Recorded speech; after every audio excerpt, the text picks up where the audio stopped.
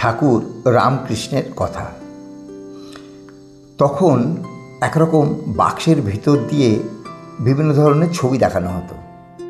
বাক্সের গায়ে গ্লাসের ডিবার ভেতর দিয়ে সেই ছবি দেখা যেত। একবার একজন ছবিওয়ালা বিভিন্ন ধরনের ছবি দেখাচ্ছে আর ধারাভাষ্য দিচ্ছে। বোম্বাই, দিল্লি দেখার পর যেই বলেছে, এবার দেখো বদ্রীনারায়ণ, অমনি বালক স্বভাব শ্রীরামকৃষ্ণ কৌতূহলী হয়ে বাক্সের কাছে গিয়ে কাঁচের ভেতর দিয়ে ছবি দেখতে লাগলেন। যেই না বদ্রীনাথের দেখা, অমনি ভাব সমাধিতে বেহুঁশ হয়ে গেলেন। কি আর দেখবেন ছবি?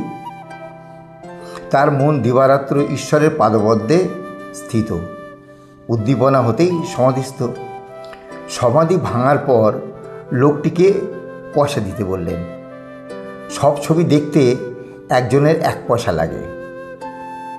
একজন ভক্ত পয়সা দিলেন। শ্রীরামকৃষ্ণ বিরক্ত হয়ে বললেন, সে কি, বদ্রীনারায়ণ দর্শন করালে আর দাম 6 পয়সা? টাকা দিতে হয় গো, টাকা দিতে হয়।